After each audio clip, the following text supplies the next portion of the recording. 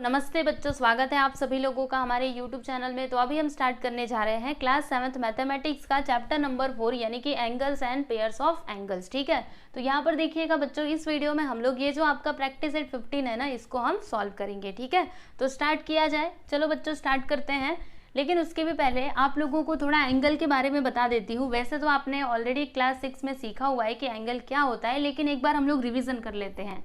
तो देखो बच्चों, यहाँ पर मैंने इस तरीके से एक एंगल बनाया है, ध्यान से देखिएगा।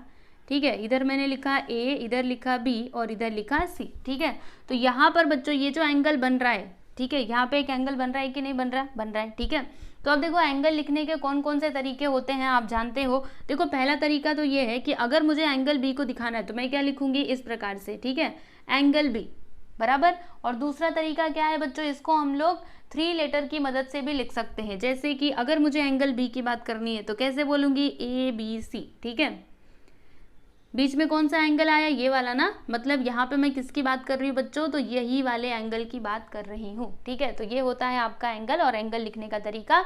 और सुनो ध्यान से, ये जो आपको 2 साइड्स दिखाई दे रहे हैं ना, एक तो ये वाला, दूसरा ये वाला। ठीक है, ये दोनों क्या है बच्चों, आर्म ऑफ द एंगल, यानी कि ये इसके साइड्स है ना, दिख रहा है आपको, समझे, ये इसका इधर वाला आर्म है और इधर वाला। Okay clear.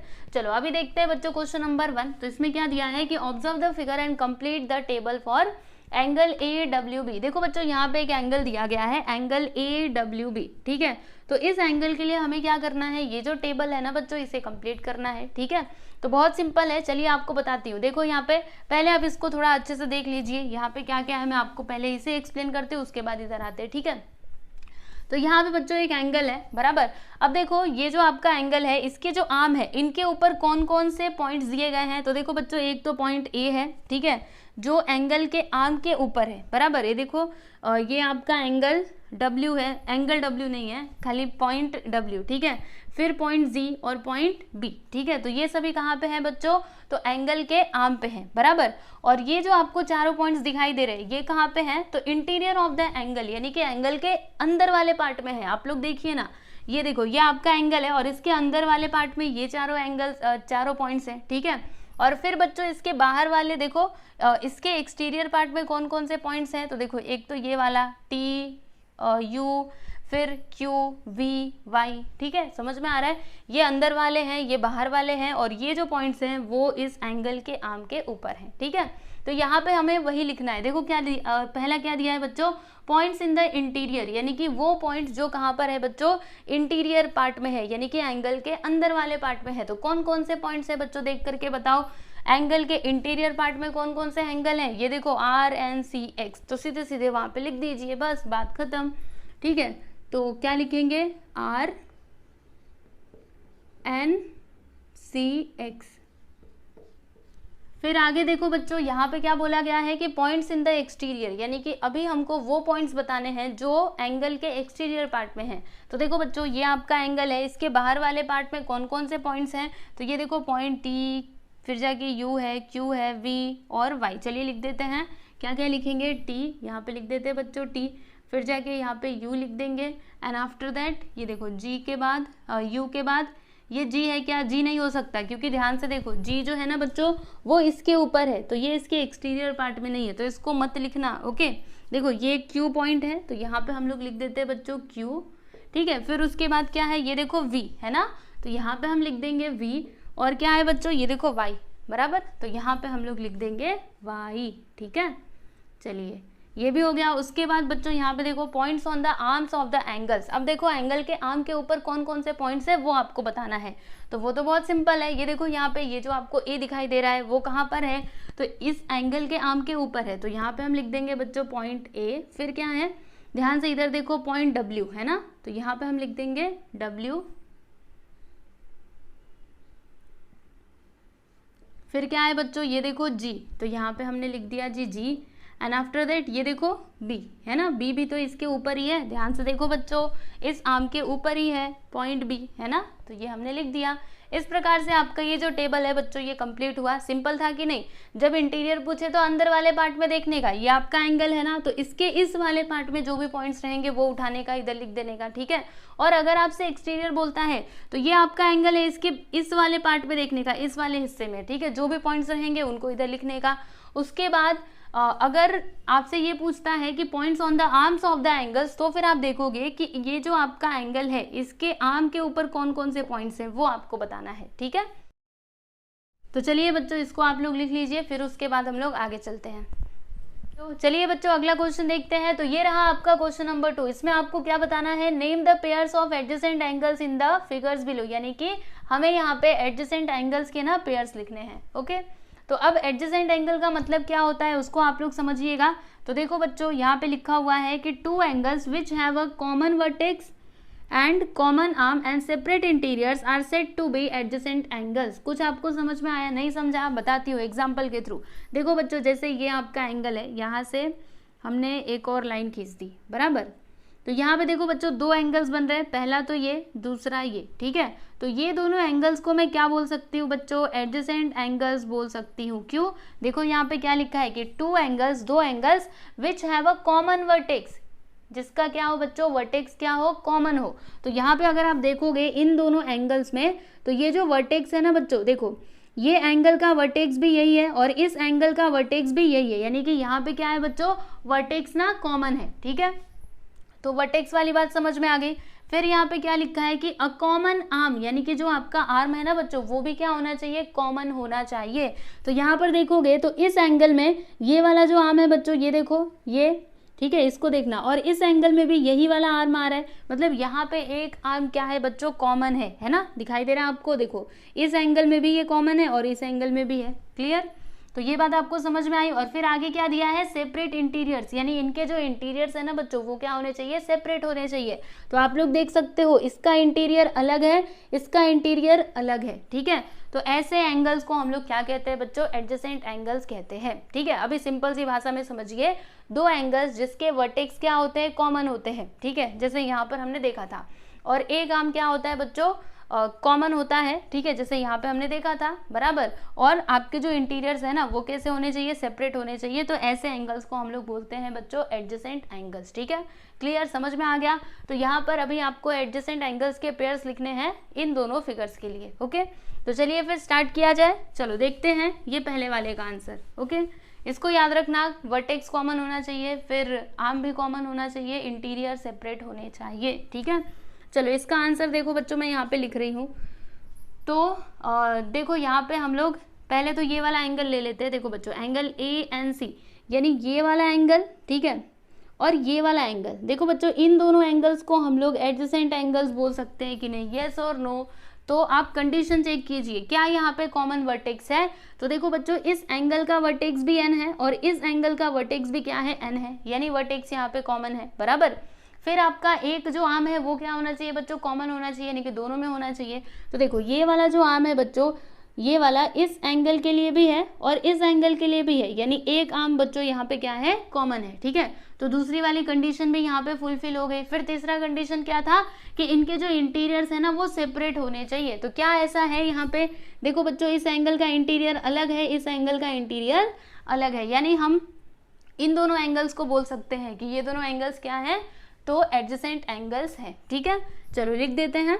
ये पहला पेयर है बच्चों एंगल ANC, ठीक है, एंगल ANC एंड एंगल, इस एंगल का नाम कैसे लिखेंगे? ANB, ठीक है, समझ गए अच्छे से। उसके बाद यहाँ पे दूसरा पेयर क्या होगा बच्चों? तो देखो अब मैं इसको थोड़ा मिटा देती हूँ, ठीक है। अब देखो ये वाला एंगल और ये वाला एंगल, क्या ये दोनों को हम एडजेसेंट एंगल्स बोल सकते हैं बच्चों? यस और नो? बोल सकते हैं, बिल्कुल, क्योंकि यहाँ पे वो तीनों भी कंडीशन सेटिस्फाई हो रही है। देखो यहाँ पे वर्टेक्स क्या है बच्चों? कॉमन है, फिर इनके सेपरेट इंटीरियर्स हैं और एक आर्म क्या है बच्चों? कॉमन है, इस एंगल में भी और इस एंगल में भी ये वाला आर्म आ रहा है, बराबर। तो ये दोनों एंगल्स को हम लोग बोल सकते हैं कि ये दोनों क्या है? एडजेसेंट एंगल्स हैं। तो यहाँ पे हम लिखेंगे कि एंगल ANC एंड एंगल, इस एंगल का नाम लिखना है तो कैसे लिखोगे? BNC, लिख दीजिए यहाँ पे BNC, बराबर। अब देखो बच्चों तीसरा पेयर यहाँ पे कैसे बनेगा आपको बताती हूँ। देखो हमने क्या किया, इस एंगल के साथ इसको ले लिया और इसको ले लिया, बराबर। अब हम क्या करेंगे, इस एंगल के साथ ना इसको लेंगे। अब मैं थोड़ा इसको मिटा देती हूँ, ठीक है। तो देखो बच्चों, यहाँ पे क्या इसको और इसको मैं एडजेसेंट एंगल्स बोल सकती हूँ? यस, बिल्कुल बोल सकती हूँ। देखो, क्योंकि ये दोनों बगल बगल में है और यहाँ पे तीनों कंडीशन भी फुलफिल हो रही है। देखो, इनके सेपरेट इंटीरियर्स हैं, फिर उसके बाद वर्टेक्स भी कॉमन है और एक आर्म भी बच्चों यहाँ पे क्या है, कॉमन है। देखो, इस एंगल के लिए भी ये आर्म आ रहा है और इस एंगल में भी आ रहा है, मतलब हम बोल सकते हैं कि these two angles are adjacent angles, ठीक है। तो यहाँ पे हम लिखेंगे एंगल BNC एंड एंगल, इस एंगल का नाम कैसे लिखोगे, ANB, ठीक है बच्चों, समझ में आ गया आपको? और कोई यहाँ पे पेयर बन सकता है क्या? अब तो कोई नहीं बन सकता, बस यहाँ पे 3 ही पेयर्स बनेंगे। ओके, क्लियर, समझे अच्छे से? यस, तो ये हो गया इसका आंसर। अब मैं आपको इसका आंसर बता देती हूँ बच्चों। तो कहाँ पे लिखूँ, ये आप लोग लिखने वाले हो क्या? वैसे तो आपको समझ में आया ही रहेगा। चलो इधर बाजू में इसका आंसर लिखती हूँ। यहाँ पे ज़्यादा पेयर नहीं बनेगा, बस एक ही पेयर बनेगा। तो इसमें भी आपको एडजेसेंट एंगल्स के बारे में ही बताना है। तो यहाँ पे अगर आप देखोगे बच्चों, तो कहाँ पे 2 एंगल्स बन रहे हैं, यहाँ पे तो एक ही एंगल बनेगा, ठीक है। तो यहाँ पे एडजेसेंट एंगल आने का तो सवाल ही नहीं उठता। तो इधर से आप हट जाइए, चलिए आगे बढ़िए। तो देखिए बच्चों, यहाँ पे ये वाला एंगल और ये वाला एंगल, ठीक है, ये दोनों एडजेसेंट एंगल्स हैं। कैसे?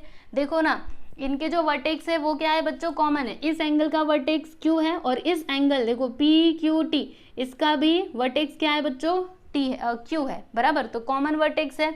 इसके अलावा कॉमन आर्म भी है। देखो बच्चों, इस एंगल में भी ये वाला आर्म आ रहा है और इस एंगल के लिए भी ये वाला आर्म आ रहा है, बराबर। तो यहाँ पे दूसरा कंडीशन भी फुलफिल हुआ। और तीसरा क्या था, इनके इंटीरियर सेपरेट होने चाहिए। तो देखो बच्चों, इस एंगल का इंटीरियर अलग है, इस एंगल का इंटीरियर अलग है ना। यहाँ पे तीनों भी कंडीशन सेटिस्फाई हो रही है, यानी कि ये दोनों एंगल्स क्या है बच्चों, तो ये दोनों एडजेसेंट एंगल्स हैं, ठीक है। तो यहाँ पे हम लिख देते हैं एंगल, इस एंगल का नाम कैसे लिखोगे, PQT एंड एंगल, इस एंगल का नाम कैसे लिखोगे, PQR, ठीक है बच्चों, समझ में आया? तो ये है इस क्वेश्चन के लिए आंसर, बराबर। यहाँ पे बस एक ही पेयर आएगा, ज़्यादा नहीं आएगा, क्योंकि यहीं पे 2 एंगल्स बन रहे हैं, बाकी इधर तो नहीं बन रहा और कहीं पे तो मुझे दिखाई नहीं दे रहा है ऐसा कुछ। आपको दिखे तो आप लोग कर लेना, वैसे है ही नहीं तो दिखेगा कहाँ से, ठीक है। तो यहाँ पे आपका क्वेश्चन नंबर 2 बच्चों कंप्लीट हुआ। तो ये तीनों जो कंडीशंस है ना, इसको आप लोग ध्यान में रखिएगा। ओके, सिंपल सी बात है। एडजेसेंट मतलब क्या, वो एंगल्स अगल बगल में होने चाहिए, ठीक है। अगर आजू बाजू में है तो उनको बोलोगे आप एडजेसेंट एंगल्स, और नहीं है तो नहीं बोलोगे। थर्ड क्वेश्चन देखिएगा बच्चों, इसमें आपको क्या बताना है, देखो क्या लिखा है, are the following pairs adjacent angles if not state the reason. यानी कि यहाँ पर देखो बच्चों, ये जो एंगल्स के पेयर्स दिए गए ना, आपको बताना है कि क्या ये एडजेसेंट एंगल्स हैं, और अगर एडजेसेंट एंगल्स नहीं है तो क्यों नहीं है, वो आपको बताना है, ठीक है। तो चलिए फिर स्टार्ट किया जाए। आपको इस फिगर में देखते जाना है और फिर आंसर देते जाना है। तो पहले हम लोग ये फर्स्ट वाले का आंसर इधर लिखेंगे। ओके, तो देखो बच्चों, यहाँ पे 2 एंगल्स की बात की जा रही है। देखो एंगल PMQ, तो PMQ मतलब कौन सा एंगल, ध्यान से देखना, PMQ, ठीक है, यानी कि ये वाला एंगल, बराबर। फिर दूसरा एंगल कौन सा है बच्चों, RMQ, RMQ मतलब RMQ, यानी कि ये वाला एंगल, ठीक है बच्चों। तो क्या ये दोनों एंगल्स एडजेसेंट एंगल्स हैं? आपको क्या लगता है? तो कौन कौन सी कंडीशंस हमने देखी थी, वर्टेक्स क्या होना चाहिए बच्चों, कॉमन होना चाहिए। इसके अलावा जो आपका आर्म है, एक आर्म इसमें क्या होना चाहिए, कॉमन होना चाहिए। और तीसरा कंडीशन क्या था कि इंटीरियर सेपरेट होने चाहिए। तो क्या ऐसा यहाँ पर है, चलो चेक करते हैं। तो क्या इन दोनों एंगल्स का वर्टेक्स कॉमन है? यस एवरीवन, है कि नहीं? जी हाँ, वर्टेक्स तो कॉमन है, यानी कि पहली वाली कंडीशन यहाँ पे सेटिस्फाई हो गई। दूसरी कंडीशन क्या थी कि एक आर्म क्या होना चाहिए बच्चों, कॉमन होना चाहिए। तो क्या यहाँ पे वैसा है? तो देखो PMQ में ये वाला जो आपका आर्म है बच्चों MQ, ठीक है, वो इस एंगल में भी आ रहा है। इसके अलावा ये जो आपका एंगल है RMQ, इसमें भी आ रहा है, ये वाला साइड दिख रहा है आपको, ये वाला आर्म है ना। मतलब दूसरी वाली कंडीशन भी यहाँ पे सेटिस्फाई हो गई, कॉमन आर्म वाली, बराबर। तीसरा कंडीशन क्या था कि जो आपके इंटीरियर है बच्चों वो सेपरेट होने चाहिए। तो क्या यहाँ पे वैसा है? सेपरेट मतलब अलग अलग, दोनों एक ही में नहीं होने चाहिए। तो देखो यहाँ पे इसका इंटीरियर अलग है, इसका इंटीरियर अलग है, मतलब यहाँ पे तीसरी कंडीशन भी सेटिस्फाई हो गई, यानी कि ये दोनों एंगल्स क्या हैं बच्चों, तो एडजेसेंट एंगल्स हैं। तो यहाँ पे हम क्या लिखेंगे इसका आंसर कि the pairs are adjacent angles,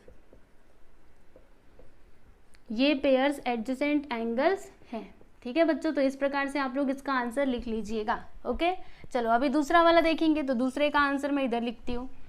तो यहाँ पे कौन कौन से एंगल्स हैं, एंगल आर एम क्यू और एस एम आर। तो आर एम क्यू मतलब कौन सा एंगल आएगा बच्चों, ध्यान से देखो इधर, R M Q, R M Q यानी कि ये वाला एंगल, और फिर दूसरा एंगल क्या है, S M R. S M R मतलब एस एम और आर, कहाँ गया, ये देखो एस एम आर, अच्छा ये वाला एंगल। ठीक है बच्चों, चलो एक बार फिर से आपको बताती हूँ, इसको मैं थोड़ा मिटा दूँ।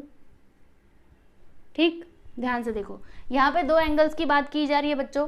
पहला आर एम क्यू यानी कि ये पूरा एंगल, ठीक है, और दूसरा एंगल क्या है, एस एम आर यानी कि ये वाला एंगल। ठीक है, अब बताओ क्या ये दोनों एंगल्स एडजेसेंट एंगल्स हैं? आपको क्या लगता है बच्चों, कौन कौन सी कंडीशंस थी? पहला, वर्टेक्स सेम होना चाहिए, जी हाँ है। दूसरा कंडीशन, जो आपका आर्म है बच्चों वो इसमें कॉमन होना चाहिए, तो यहाँ पे इन दोनों में आर्म भी कॉमन है। ठीक है, यानी दूसरी कंडीशन भी यहाँ पे सेटिस्फाई हो रही है। लेकिन बच्चों अगर मैं तीसरे कंडीशन की बात करूँ, तीसरा कंडीशन क्या था कि इनके जो इंटीरियर्स है ना वो कैसे होने चाहिए, वो सेपरेट होने चाहिए। तो क्या यहाँ पे वैसा है? तो देखो बच्चों, इस एंगल की अगर मैं बात करूँ आर एम क्यू की, तो इसका इंटीरियर ये है, ठीक है, और अगर मैं इस एंगल की बात करूँ एस एम आर की, तो इसका इंटीरियर ये है। तो दोनों सेपरेट कहाँ है बच्चों, ये तो एक ही में आ गया ना, ये जो आर एम क्यू है इसी में आपका ये एस एम आर भी आ गया है ना, मतलब दोनों के इंटीरियर यहाँ पे सेपरेट नहीं है, यानी कि तीसरा कंडीशन यहाँ पे सेटिस्फाई नहीं हुआ। समझ में आ रहा है, दो होने से कुछ नहीं होता, तीनों के तीनों कंडीशन सेटिस्फाई होनी चाहिए, तभी हम उन एंगल्स को बोल सकते हैं एडजेसेंट एंगल्स, बराबर। तो यहाँ पे आप क्या लिखोगे कि the pairs are not adjacent angles, और इसका रीजन क्या लिखोगे कि इंटीरियर्स आर नॉट सेपरेट। ठीक है, चलो लिखते हैं इसका आंसर दूसरे वाले का कि the pairs are not adjacent angles. ठीक है, इसको मिटा दो,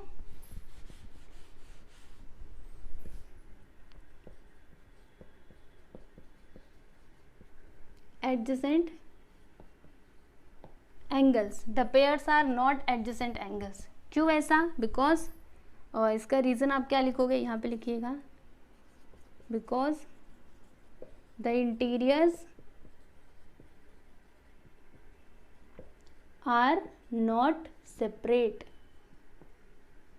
समझ गए बच्चे? यस, तो ये हो गया जी आपका आंसर।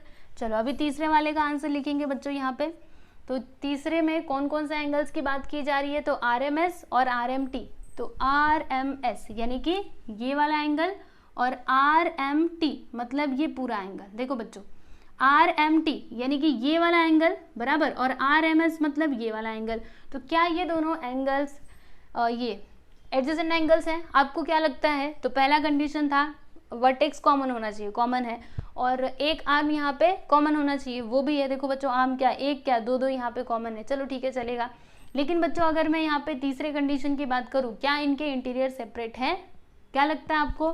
देखो, एक तो ये वाला एंगल है और दूसरा ये है, तो देखो बच्चों ये दूसरा वाला एंगल तो इसी में आ गया, सेपरेट किधर है, अलग अलग थोड़े ना है, वो तो एक ही में आ गया, यानी कि ये दोनों ये एडजेसेंट एंगल्स नहीं है। तो क्या लिखेंगे इसका आंसर, ये जो हमने लिखा था ना ये लिखना है।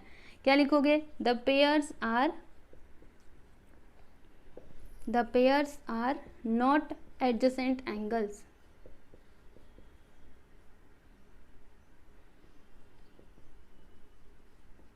बिकॉज, इसका रीजन क्या लिखोगे, देखो यहाँ पे, the interiors are not separate. Interiors यहाँ पे सेपरेट नहीं है। ठीक है बच्चों, अब यहाँ पे चौथे वाले का आंसर लिखेंगे। तो दो एंगल्स दिए गए हैं, एस एम टी और आर एम एस। तो एस एम टी मतलब एस एम टी यानी कि ये वाला एंगल,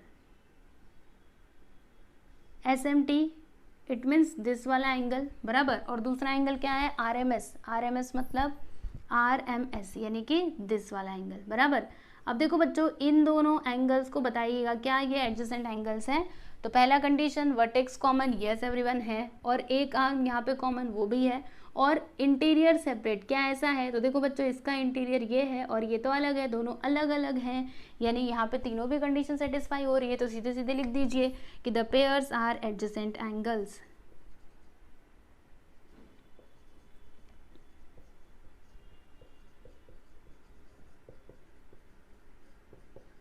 समझ में आया बच्चों? तो इस तरीके से आपको आंसर लिखना है। आप लोग पहले इसको लिखना, फिर उसके नीचे ये आंसर लिखना, फिर ये लिखना, उसके नीचे आंसर, इस तरीके से लिख लीजिएगा, ठीक है। तो यहाँ पे आपका ये जो क्वेश्चन नंबर 15 है बच्चों, ये कंप्लीट हुआ। काफ़ी आसान है, बस आप लोग अच्छे से प्रैक्टिस कीजिएगा, ठीक है। एडजेसेंट एंगल क्या होते हैं, फिर इंटीरियर एक्सटीरियर क्या होता है, ये सारी चीज़ें, ओके। चलो बच्चों, अभी हम लोग नेक्स्ट वीडियो में मिलेंगे अगले प्रैक्टिस सेट के साथ। तब तक आप लोग अपना बहुत ख्याल रखिए, अच्छे से पढ़ाई करते रहिए, ठीक है। चलो, गुड बाय एवरीवन।